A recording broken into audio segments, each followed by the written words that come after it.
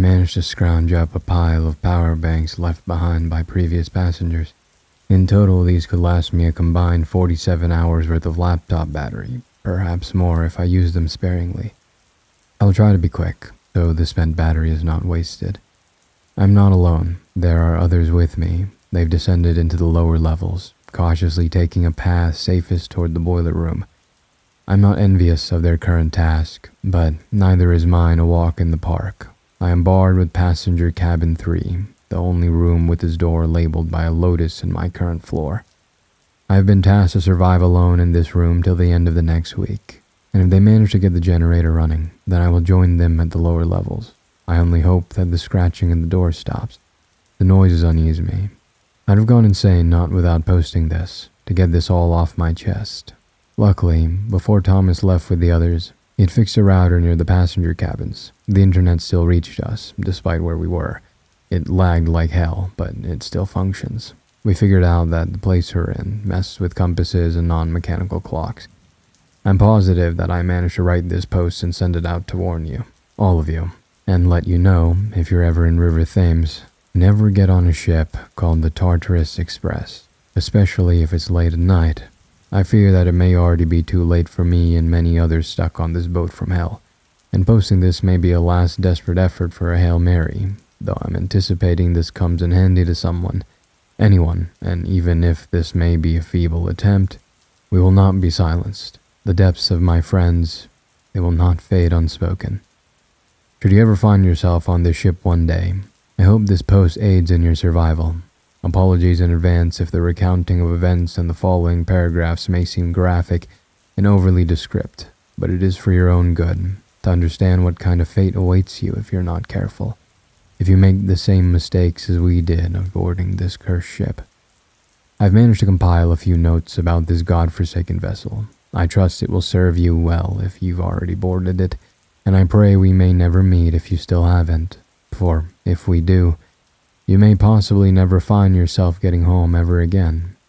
Before I was separated from the rest of my group just a week ago, they left behind notes that they'd taken during our 9-month voyage in this cruise from hell. Names, titles, and important details I have bolded, as per suggested by Alia's notes. It is well in due respect that it was my friend Thomas's suggestion to post our compiled notes here. I did not do this alone. These information are fruit born from the deaths of our colleagues, and that they are graphic for good reason. Lorne, in her wisdom, suggested to me to make a rule system for you to keep in mind, should you have read this and regretfully find yourself among monsters and tortured spirits. It should be posted at the end of my recounting. I only want my and my friends' stories told, not for glory or some sort of legacy, but to serve as a reminder and warning, so no one else has to suffer. I pray we are the last to be taken, but I'm afraid the ship will claim more. My name is Ezio.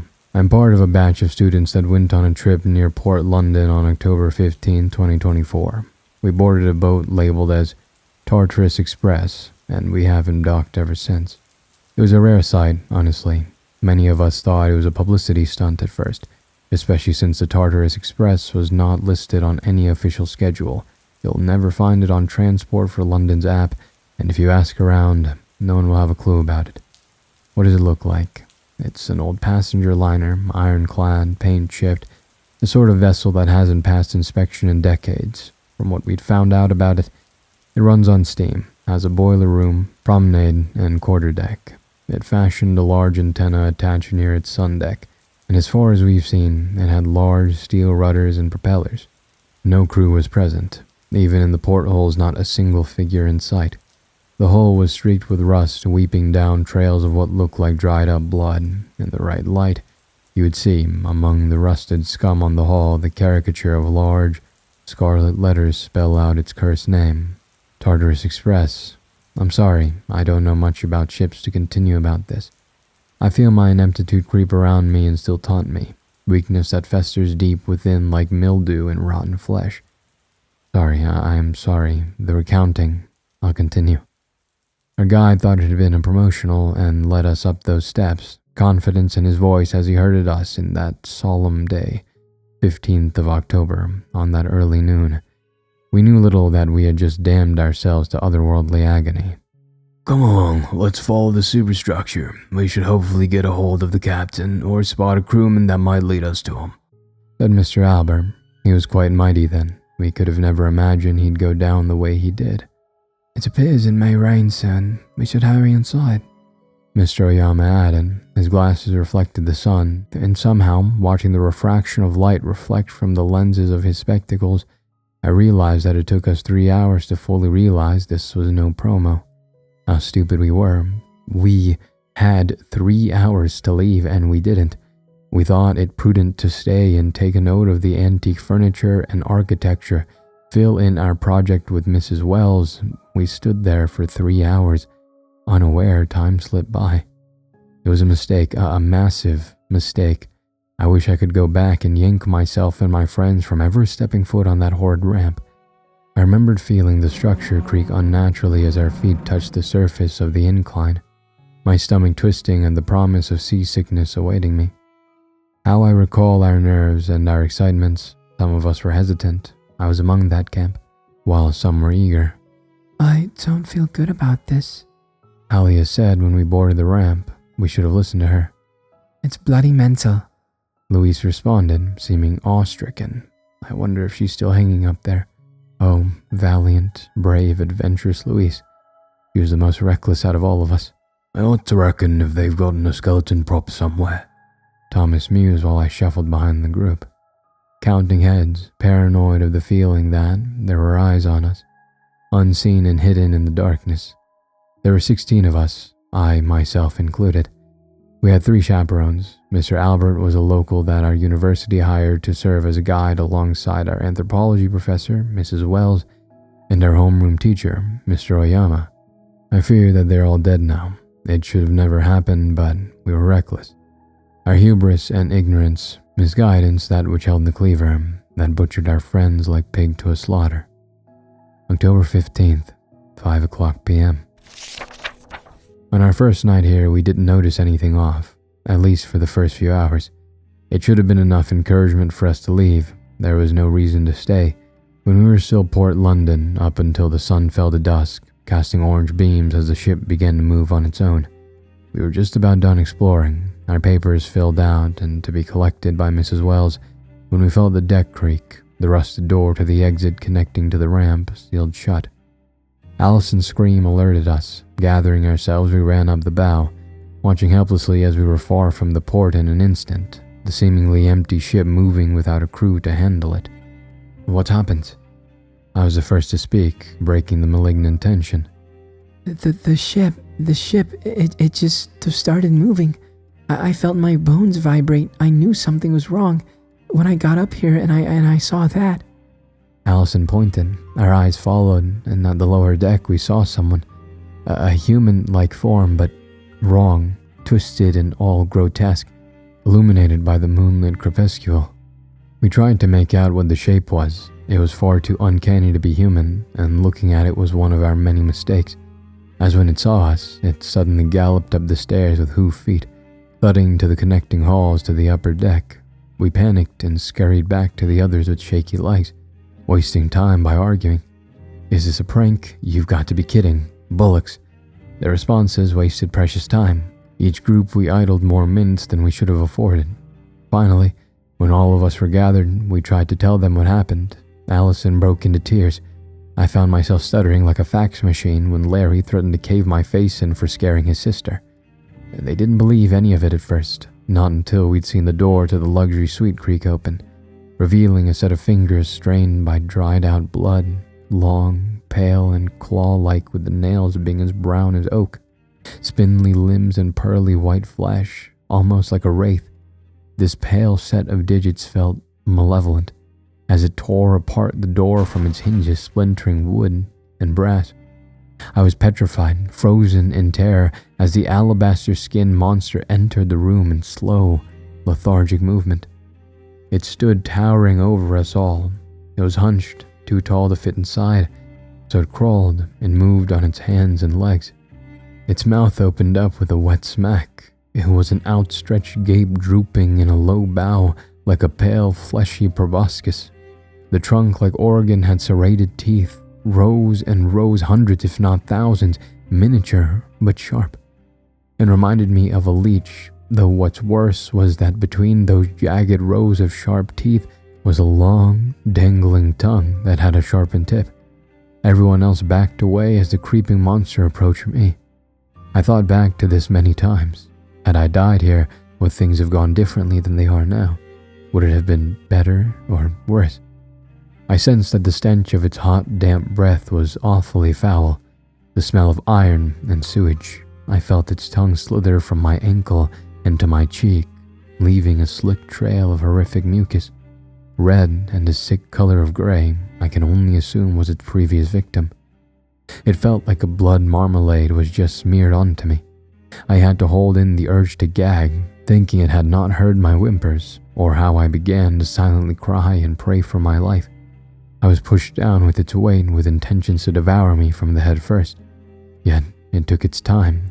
The horrid, cruel thing took its time.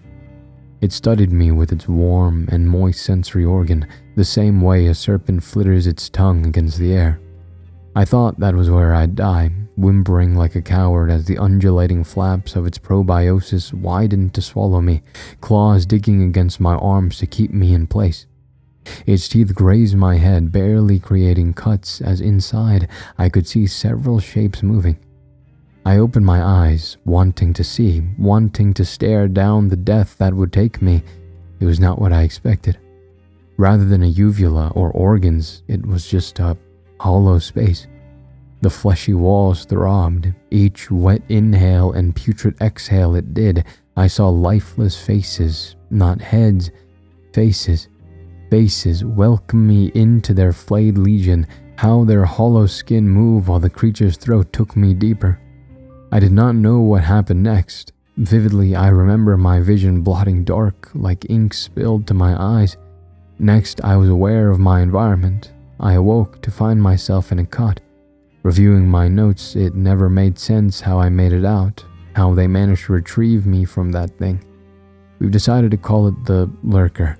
That 9-foot-something beast was taller than Mr. Yama. It was lean, slender, and almost bony. The skin was all veiny and translucent. It had large, dark eyes, and they seemed to devour light rather than reflect it. They pop out of their sockets, attached to a prehensile tendril. It was something straight out of horror. A day later, October 17th, I was taken to a lobby where everyone gathered, messed, and rugged, huddled together like lemmings. They interrogated me, crowded me till I couldn't breathe. It took a moment before Andrew pulled me from the cluster of eager mouths and ears, too eager for me to recount what it felt like nearly being eaten alive by that thing. It must have been blind, Alia said, shifting the attention from me to the monster. Mr. Albert soon spoke with concealed lips, glanced towards me, and whispered loud enough for everyone to hear. It spat Ezio out after he fainted, then left without a care. It didn't take anything. We'll camp here until we find a way to turn the ship around.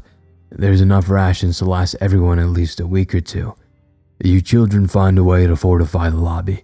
Your teachers and I will try to look for answers. Miss Smith, Louise, is in charge while we're gone. The elderly man's military experience reared its brilliant head and felt hope and confident we'll go home. A pity he was the first to go, that poor Mr. Albert. He bought us time to escape and hide on our 5th night here, October 20th, 2024. Our ears witnessed to his excruciatingly slow slaughter. I remember hearing him scream, guttural and raw, painful, and because of that, his end had satiated the scalper, at least for a while. Everything went wrong when something from the boiler room followed them back. They didn't know it did. I never saw what it looked like, nor would I ever want to. The thing that killed Mr. Albert, its method of preying, wasn't even the worst part. It's the fact that you never see it coming, and that it likes to lure and play games with you. He was a kind man, too kind for his own good. He had a weathered, stoic face, warm, sea-green eyes, short but graying hair. He was wise for his twilight years and had a prominent scar on his cheek that served as a reminder that he used to be part of the English Royal Navy. Though I suppose there is no use in retelling a dead man's story. I just felt it necessary to tell you that, well, there is no use fighting these things. If a man like Mr. Albert was killed in such a manner, how would anyone stand a chance? I pray my eventual passing be at the hands of a less sadistic entity. Forgive me, I have grown pessimistic of survival after 9 months being on this ferry. Many things happened in the span prior to before I got to where I am now. I remember spending my 17th hidden under a bed in one of the passenger rooms, as a lurker decided to wish me happy birthday by gracing us all with its presence, taking Mrs. Wells with it, her screams echoing through the halls for hours with no end. Sharing spoiled rat meat day after day with my friends Alia, Neil, Thomas, and Andrew to mask our sense from the monsters, and hearing screams of people I know who have died every night echo through these cursed halls on repeat again and again. It killed all hope of escape. I only wished I got to tell them, all those that died, that it was all my fault. I was the one that suggested to Mr. Oyama a trip to the River Thames, rather than the initial plan to head to Scottish Highlands for our anthropology project.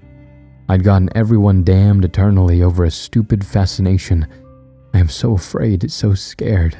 I constantly want to vomit, to hurl every last bit of spoiled meat I eat, to starve myself. If there were any other way to escape, to atone, I would have done it. If it had been that simple of just killing myself, would have made amends for that sin of mine, then I'd have thrown myself overboard to drown rather than attempts to survive these monsters day after day. I'd have done it already, if not for the fact that if you died on this ship, you will never escape. You become bound to it.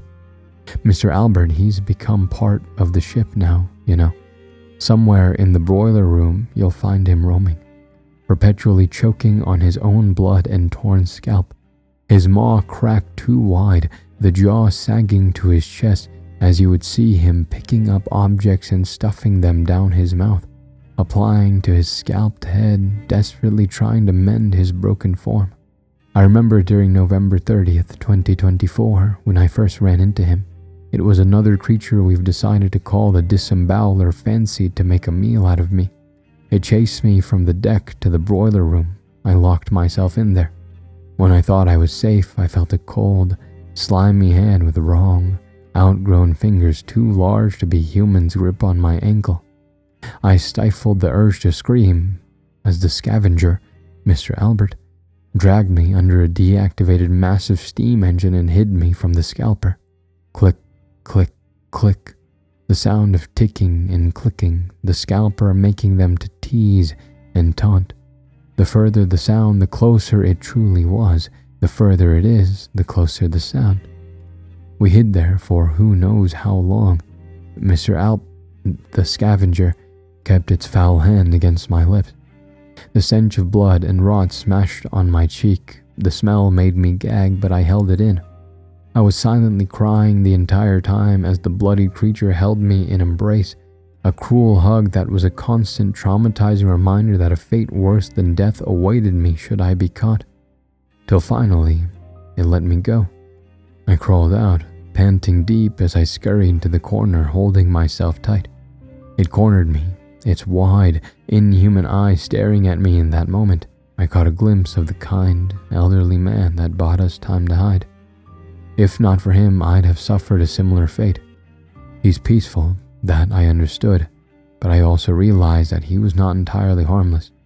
His sober presence always meant that the scalper was nearby, and it seems it knew I was there, and it let me go. After that, it went back to what it did, grabbing dead rats and scattered trash on the ground, rubbing it on itself with a self-destructive belief that its wounds would mend. It still had his empathy, but it was not Mr. Albert. For reasons that escaped me, the scalper allowed me to return to the cabin area unharmed. I couldn't bear another second in the boiler room. As much as I am grateful to the scavenger, I felt disturbed staying there with it. Whenever those eerie, sunken sea green eyes observed me, I felt helpless, selfish, and guilty to leave him there, but I knew he could not leave.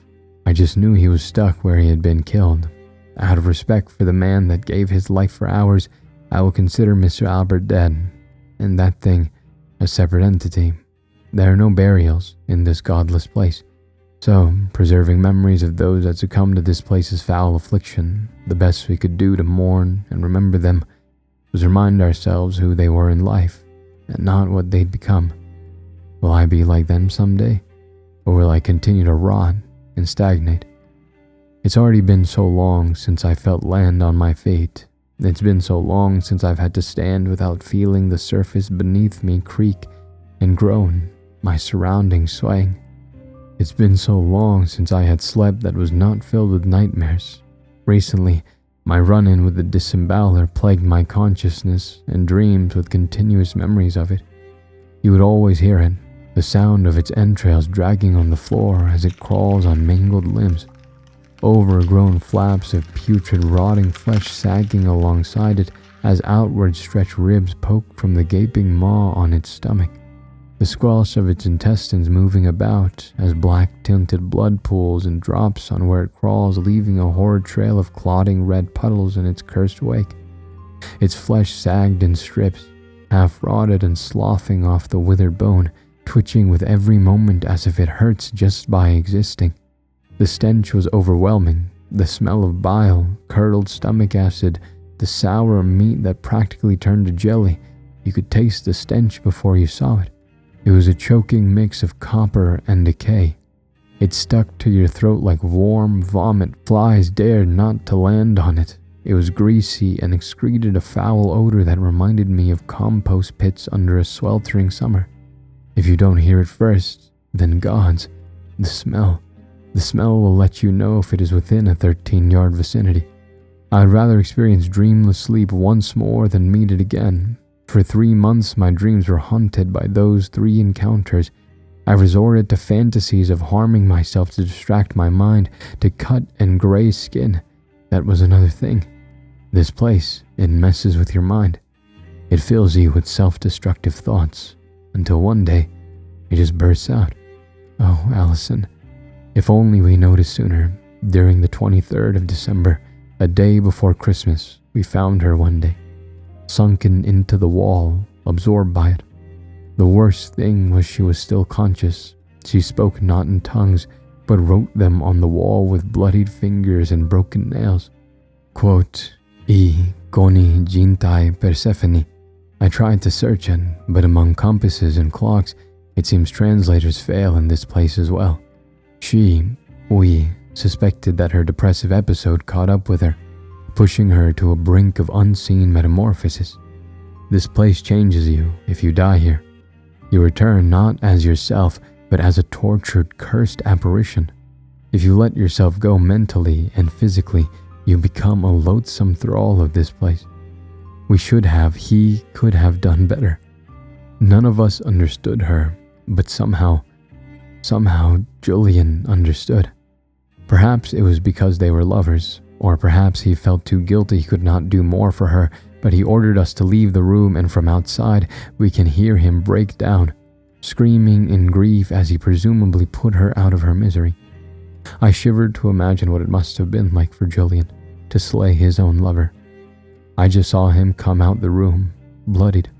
His eyes looked dead inside, and he collapsed, vomiting. Alia and I tried our best to console him, but not once did he speak to any of us, not until the day after. Will I be like Julian or Allison someday? I fear it may be. I feel sick. A cursed curiosity, I checked into Allison's cabin, and there I saw a massive growth of flesh, a massive graft of skin stretched too much. It had no body. It was gummy and clay-like, but somewhere in the disgusting pile that was webbed up and positioned like a fleshy hammock, it was a giant facial skin grafted on the wall. I immediately knew it was Allison, and she smiled at me, her fleshy lips grinning to reveal an inner jaw that made me fall back in repulsion. Oh gods, her eyes, I only noticed it then, her eyes, oh gods, her eyes. It was horrid, thick, yellowy white maggots infested the empty sockets. Writhing out were stout, fat globs of wriggling masses that ate her skin, and it grew back, if not the sockets, then her stretched face. It burst out of her, popping out like outward conical shapes. They bounced around, fat and hefty, larger than my arm. Sorry, I need to stop. You don't need to read more of this. Please, just know, keep yourself sane and stable, no matter the cost. Death isn't the only way of being stuck here. As long as you're alive, there is a sliver of chance to go home. Harm yourself if you have to, gorge away on rotten flesh if you must, kill a rat or ruin an object you cherish if need be. Just remind yourself of the grotesque and vile forms that may come from the demise should you succumb to this ship's games.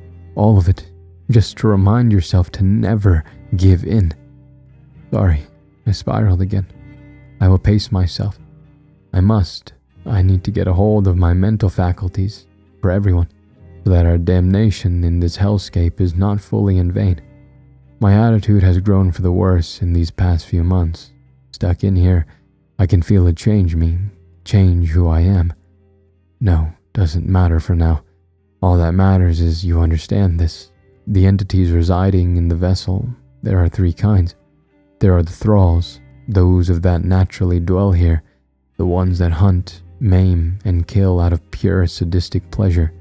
Beings like the scalper, lurker, and disemboweler, whose nature is to kill.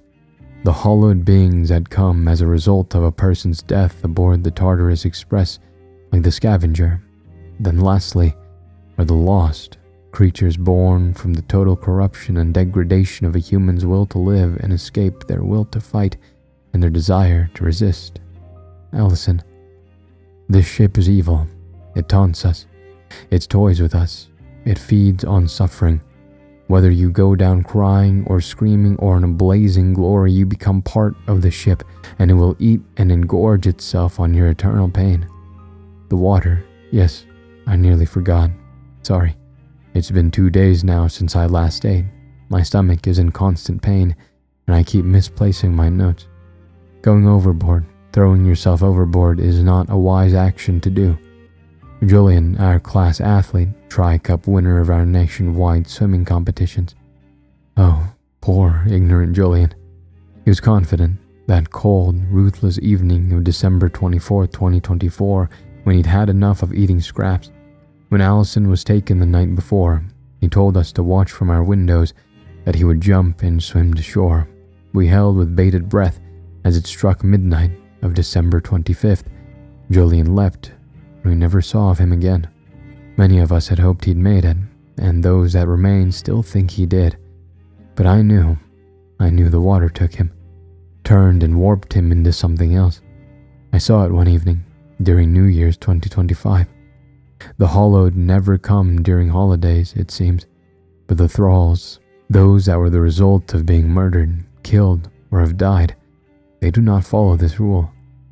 Julian, or the thing that spawned from his demise, it was disgusting. It looked nearly human. It had gills, a bloated, swollen body, veiny like a rotten grape, its skin stretched too much, the entity's torso peering like it was ready to pop at any time. It was wet and full. Looking at it made me pale in aversion. It was an abomination that drooled slime everywhere. It had pallid gray skin and constantly bled from the eyes, ears, and throat. It gurgled out nonsense muffled by drowning, croaking noises. His limbs sagged so he had to drag them around. It seems like it is blind and deaf, but its scent of smell appears strong. The slime it secreted seems like an adhesive, as the way it breathed came in wet, sucking gas, like lungs filled with liquids. It hunched back, had a sack-like growth that inflated and deflated like a balloon, filled with dripping mucus that caused parts of the ship stick together like welding iron. It likes to hang around the pool area during the cold, foggy nights. It leaves it, able to roam where the water is present, one of the rare exceptions to what we knew about the Hollowet. On the 15th of May 2025, Louise went to it, the bloated sack of liquid and mucus. She lured it to the deck near starboard side. She promised she'd return safe, holding Julian's seashell necklace. He promised to save us when he left it, but now that promise seemed hollow, as empty as the greedy fat eyes of the bloated abomination that was bleached on the ship's deck. I was never personally present for what happened, but Louise never returned from her trip to the deck. I planned to review the camera footage of the deck, one that Thomas managed to scavenge from the security room. None of them wanted to tell me what they saw. I was stubborn. I wanted to know. I needed to know what happened to my friend. Suri wrestled the USB from my hand. Alia begged me not to. I relented, but I am ashamed to admit this. I stole the USB from her just a day before they left for the boiler room. Fast forward to now, June 3rd, 2025, I find myself alone in a room, typing all this away. Everyone had opted to relocate to the captain's quarters once they got the generator running. I volunteered to stay behind and ensure everything we've gathered so far is accounted for. I will join them soon. I will go with them, in hopes that we could hold out, if help ever comes. If not, then I hope you take this warning well, and I plan to document more if I manage to survive the oncoming week. I intend to search this hellhole entirely, figuring its secrets and understand it, to ensure that it will have a hard time feeding itself. Though I wonder, if anyone can help me, what is the correlation of the word kore in our predicament? Mrs. Wells managed to transcribe that on a symbol plastered on each decorum on the cabin doors, just before she got taken by the lurker. We also found a captain's hat by the deck at some point. It had the name, Archon, written on it. Is this a clue? I'm not sure. Though I hope this increases our survival, if you find yourself stuck here with us, which I truly hope you never do, I promise to do my best to find ways for you to keep yourself safe. If not, stay away from the ship. If it ever appears anywhere else outside the River Thames, please call authorities, alert the Coast Guard, do anything but boarding it. I'm scared, so scared that none of us have a shot of going home, but somehow I'm more scared of the idea that this post is acting as a lure to anyone foolish enough to seek the Tartarus Express for a sick thrill. This is no game, neither is it a joke. People are dying, and we are in a constant state of purgatory. I still hold out hope, and on an unrelated note, I found a bunch of narcissus flowers around my room. In any case, here are the rules we've come up with to ensure a higher chance of survival on the Tartarus Express. Rule 1. Evenings are unsafe. Starting 5 p.m. to 3 a.m., thralls roam the ferry's halls. The lost do not follow this rule and will be present in just about anywhere. They disappear at random. The hollowed never disappear, but they are always bound to one place. Julian can roam. Julian can roam. The bloater can roam. Be careful near the pool.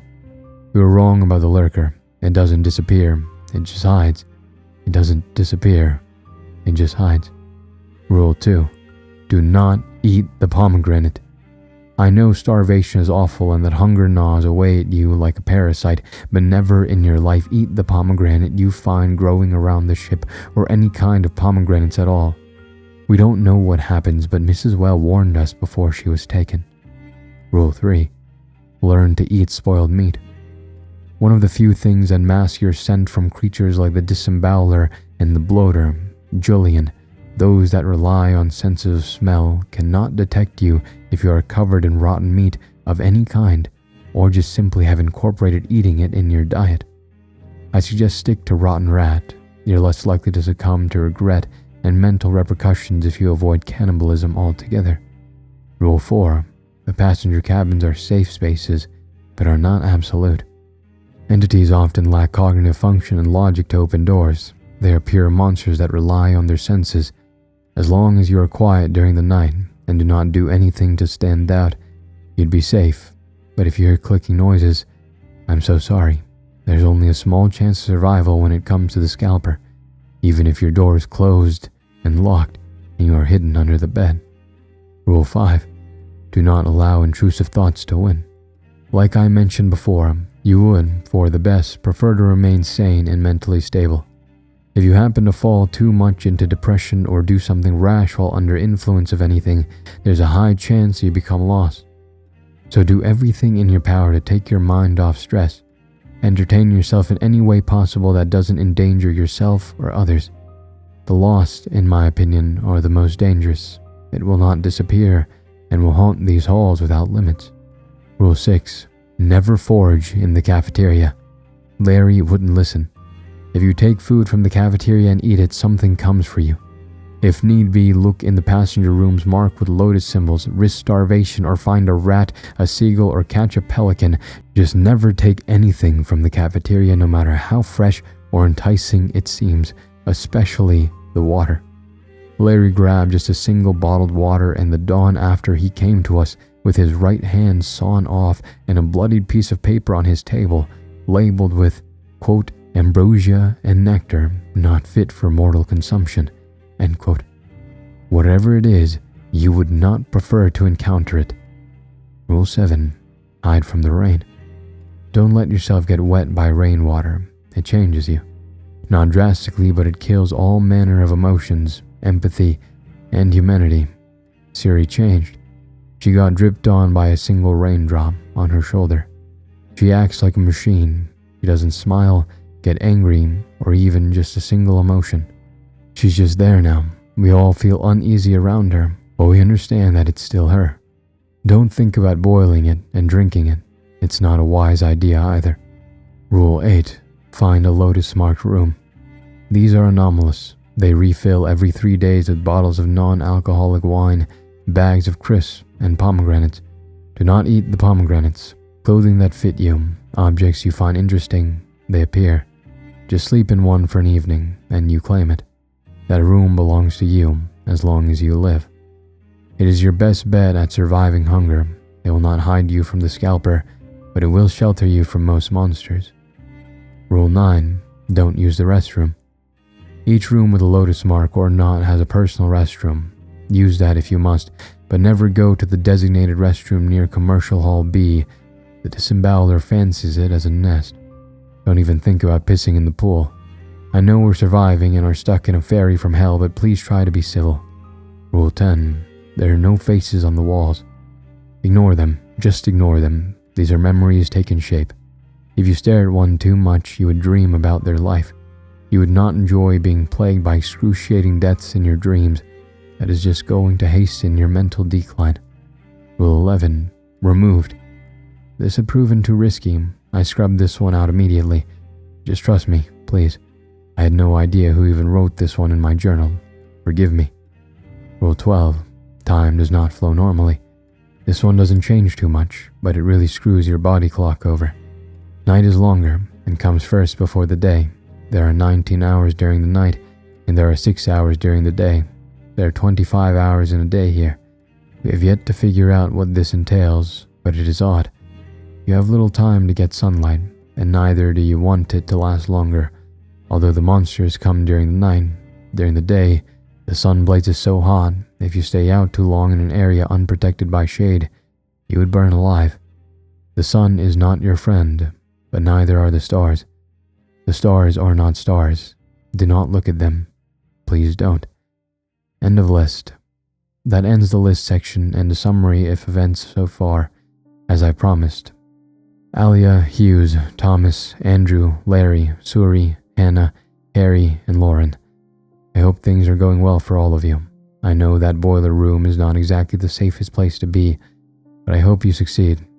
Now I fear that something has changed. The door was thrown wide open, allowing cold air to fill the room.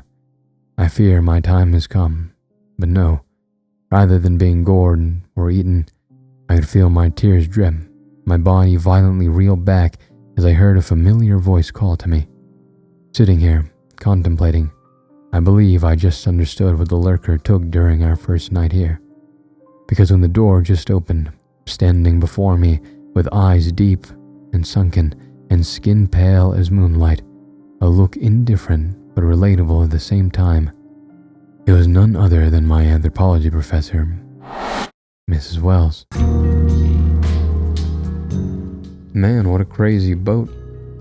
I've never been on a cruise before. I think I've only been on a boat like once or twice in my life, and it was like in a lake. It was a small boat. It wasn't like a boat. But anyways, yeah, that sounds pretty horrifying, pretty bad. I'm glad this wasn't a rules list story. It was a little bit concerning in the middle or near the beginning when it's like, here's a list of rules, and then it was like, I'll give it to you at the end. Don't worry about it for now. So that was nice. This isn't going to be titled with any rules list stuff, but yeah, there were some rules at the end, but nothing was broken there. I mean, people suffered, and the rules were discovered through. This was like, usually when you find a rules list story, it would be like, oh, I came into this hotel and on my dresser there was a list of rules. But this story is the creation of the rules. You don't usually see that happen, but yeah. Anyways, I hope you all enjoyed this one. Pretty gruesome at parts here, and yeah, I will see you all in the next one. Thank you all for the kind comments recently. Views have been down, but I'm assuming that a lot of people are at school and stuff, and I think that yeah, don't know. But yeah, if you want to share this with your friends, that would be great and awesome. And yeah, I'll see you in the next one. I don't know what's next. Anyways, I'll see you whatever it is. Thank you all so much for listening. Remember to hit all the buttons below. Ego, Volt, Anima, Vestra.